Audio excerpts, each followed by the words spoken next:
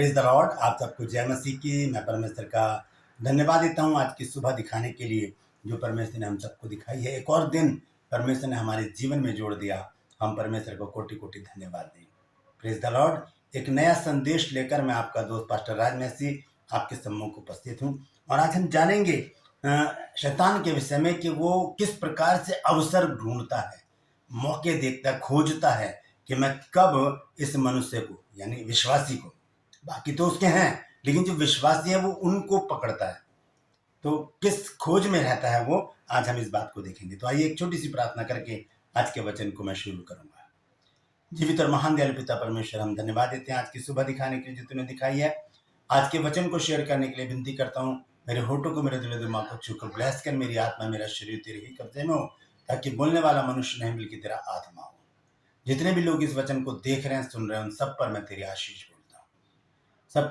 सबकी रोग बीमारी को, चिंता को, परेशानी को अपने सामर्थ्य नाम के द्वारा दूर कर दे। प्रभु यीशु के नाम से मांगता हूँ, आमीन। Praise the Lord. तो आइए इस विशेष वचन को ध्यान से सुनिएगा। बहुत महत्वपूर्ण बातें हैं यहाँ पर। हम सबसे पहले देखेंगे पहला पत्रस 5 अध्याय और उसके 8 पद को। यहाँ पर देखें कि क्या लिखा है, उसके बाद हम आगे चलेंगे। ये बहुत ही ज़रूरी आयत है ये। इसको यहाँ पर हम अगर हम पढ़ें तो सारी बातें हमारे सामने खुल कर आएंगी।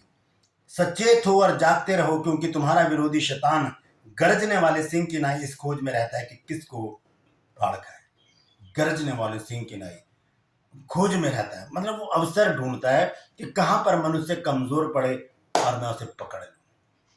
बस यहीं पर ही हमें सजग होने की, सतर्क होने की, अलर्ट होने की जरूरत है। आज इन 5 बातों को मैं आपके सम्मुख रख रहा हूँ। 5 बातें हैं ऐसी जो बाइबल से मैंने चुनी है। ऐसे मौके जब मनुष्य अपने आप को थोड़ा सा कमजोर समझता है या होता है उस समय कमजोर, तो उस समय शैतान क्या करता है, अटैक करता है। तो ऐसे अवसर, ऐसे मौके हम शैतान को ना दें। हम वहां पर सजग हो जाएं और उन सारी बातों को कंप्लीट करें ताकि शैतान हमें छूने ना पाए। Praise the Lord. तो आइए सबसे पहले हम देखेंगे, पहला पॉइंट जो है वह उत्पत्ति की पुस्तक 2 अध्याय और उसका 18 पद। यहां लिखा है, फिर यहोवा परमेश्वर ने कहा, आदम का अकेला रहना अच्छा नहीं, मैं उसके लिए एक ऐसा सहायक बनाऊंगा जो उससे मेल खाए। अकेला रहना यानी कि अकेलेपन में शैतान हम पर अटैक करता है। जब हम अकेले होते हैं, हमारे विचार हमें पता नहीं कहाँ कहाँ लेकर जाते हैं। बहुत सी जगह, बहुत से स्थानों पर, बहुत से लोगों के बीच में व्यभिचार के विचार, गंदे विचार आते हैं अकेलेपन में, और वो शैतान का काम होता है। और वहीं पर ही शैतान हम पर अटैक करके इस अकेलेपन का फायदा उठा लेता है, जैसे आदम और हव्वा के जीवन में उसने किया। हव्वा अकेली थी और वहां पर आया शैतान और उसने उसको बहका दिया। यहाँ पर लिखा है कि आदम का अकेला रहना अच्छा नहीं है। हम देखते हैं दूसरा शमूएल और उसका 11 अध्याय और पहले पद से अगर हम पढ़ें, यहाँ दाऊद के विषय में लिखा है। ध्यान से सुनिए क्या लिखा है। जब वो अकेला घर में रह गया तो क्या हुआ। फिर जिस समय राजा लोग युद्ध करने के लिए निकला करते हैं, उस समय अर्थात वर्ष के आरंभ में दाऊद ने योआब को और उसके संग अपने सेवकों और समस्त इजरायलियों को भेजा, और उन्होंने अम्मोनियों को नाश किया और रब्बा नगर को घेर लिया। परंतु दाऊद यरूशलेम में रह गया। दाऊद घर में रह गया अकेला। और यहाँ पर शैतान ने अटैक किया उसके ऊपर। वो छत पर घूम रहा था। एक स्त्री थी जो बहुत ही सुंदर थी, बत्सेबा नाम था उसका। वो नहा रही थी और उसने उसको देखा और उसके मन में व्यभिचार की दुष्ट आत्मा ने प्रवेश किया। शैतान ने व्यभिचार उसके मन में डाल दिया और दाऊद उसकी गिरफ्त में आ गया। तो ये शैतान जब दाऊद को पकड़ सकता है तो मैं और आप क्या हैं। तो हमें बहुत ही सजग होकर चलने की जरूरत है। दाऊद ने ये गुनाह किया, लेकिन उसने उसका बाद पश्चाताप भी किया। भजन संहिता 51 अध्याय उसका पश्चाताप है। तो हम अकेलेपन से में चौकस रहें। क्या करें हम अकेलेपन में? हम परमेश्वर की स्तुति करें। जब हम अकेले हैं, घर में कोई भी नहीं है, या हम कहीं अज्ञातवास में हैं, कहीं पर भी हैं, अकेले हैं, वहाँ पर हम परमेश्वर की स्तुति करें। फ़ोन है हमारे पास आजकल, फ़ोन में बाइबल है, उसे खोलकर पढ़ना शुरू कर दें। फ़ोन पर अपने लोगों से बातचीत करें, पास्टर से बातचीत करें, विश्वासियों से बातचीत करें, और इस तरह से शैतान को अपने से दूर रखें। Praise the Lord. ये पहला पॉइंट। दूसरा पॉइंट है उपवास का समय।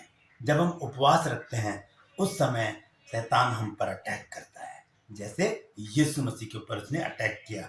हम देखते हैं मत्ती 4 अध्याय और उसका पहले पद से, मत्ती रचित सुसमाचार 4 अध्याय पहले पद से यहाँ लिखा है, तब उस समय आत्मा यीशु को जंगल में ले गया ताकि इब्लीस से उसकी परीक्षा हो। वह 40 दिन और 40 रात निराहार रहा और अंत में उसे भूख लगी। तब परखने वाले ने पास आकर उससे कहा, यदि तू परमेश्वर का पुत्र है तो कह दे कि ये पत्थर रोटियां बन जाएं। यहाँ पर शैतान ने आकर यीशु मसीह को नहीं छोड़ा। क्या है, यीशु मसीह उपवास में है। उपवास पूरे करने के बाद क्या हुआ, यीशु मसीह को भूख लगी, तब आकर शैतान ने अटैक किया। जब हम उपवास में होते हैं शैतान तरह तरह की बातें हमारे मन में डालता है। और बहुत से लोग क्या करते हैं, फ़ोन करके मुझसे पूछते हैं, पास्टर जी उपवास क्या 3 बजे तक हो सकता है? पास्टर जी कितने बजे तक होता है उपवास? कितने टाइम तक हम रख सकते हैं? ये बातें शैतान हमारे मन में डालता है, जबकि हम सब जानते हैं कि पूरे दिन का उपवास ज़रूरी है। जब शाम को सूरज ढले, शाम को 6 बजे आप खोल लें उपवास को। तो ये बातें कौन डालता है? शैतान। क्योंकि उपवास में हम शरीर से कमज़ोर हो जाते हैं और उस कमज़ोरी का फ़ायदा कौन उठाता है? शैतान उठाता है और वो हमें पकड़ लेता है। हमारे मन में ऐसी बातें डालेगा कि कुछ भी खा लूँ।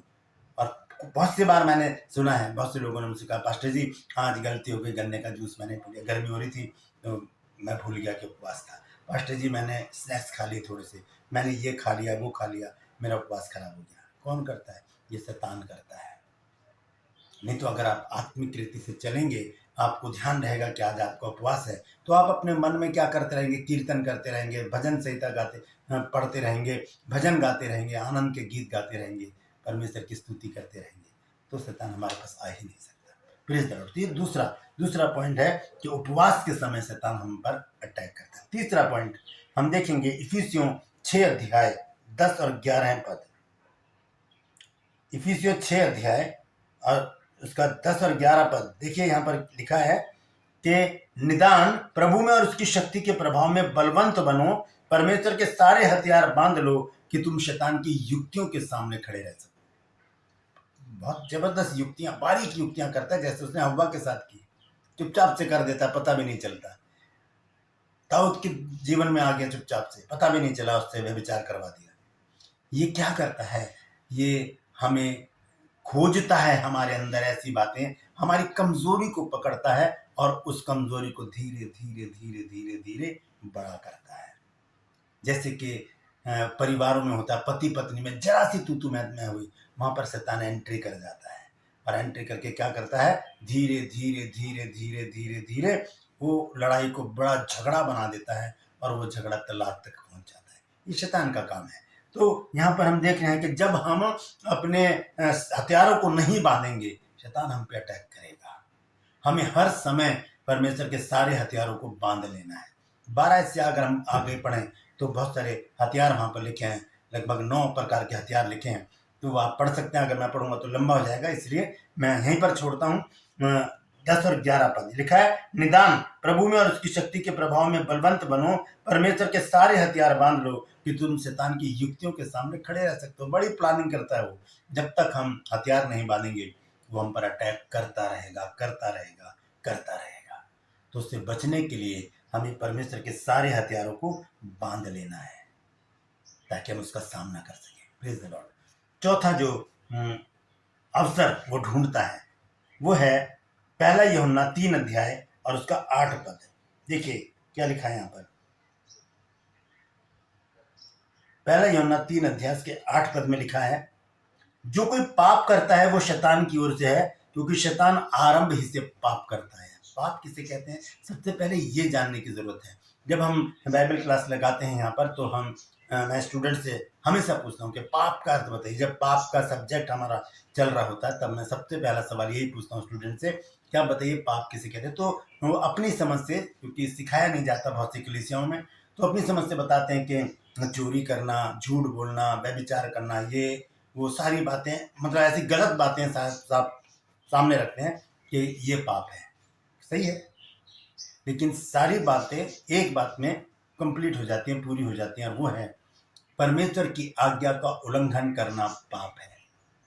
तो जब हम परमेश्वर की आज्ञा का उल्लंघन कर रहे होते हैं, शैतान को अवसर दे रहे होते हैं कि वो हम पे अटैक करें।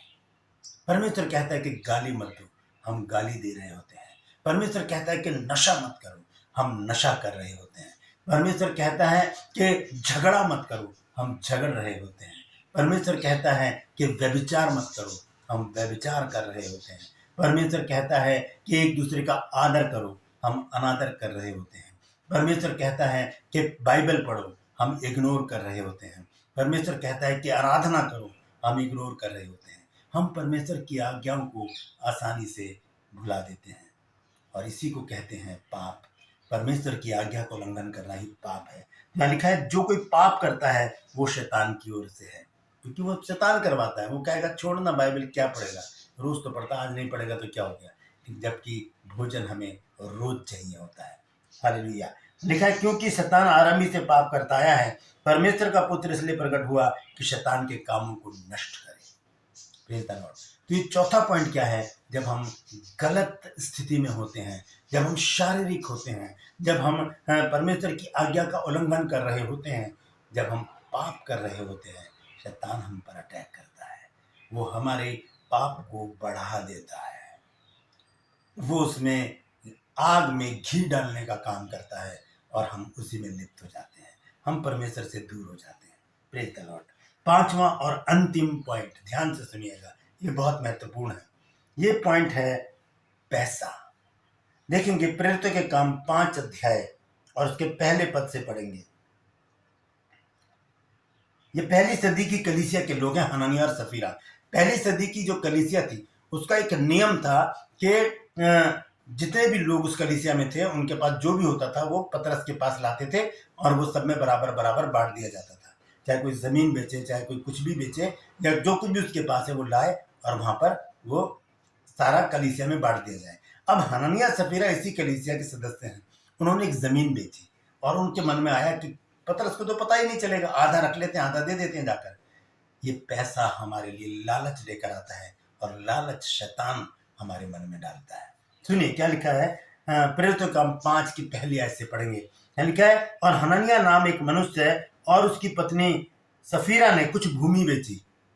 ठीक है, अगर हम 4 अध्याय के आखिरी पदों को पढ़े तो वहां पर लिखा है ये बात। मैं पढ़ के बता देता हूं आपको। 32 आयत में लिखा है और विश्वास करने वालों की मंडली एक चित्त और एक मन के थे, यहां तक कि कोई भी अपनी संपत्ति अपनी नहीं कहता था, परंतु सब कुछ साझे का था। सब कुछ साझे का था। अब इन्होंने तो साझे का समझा नहीं, इन्होंने भूमि बेची और आधा अपने पास रख लिया।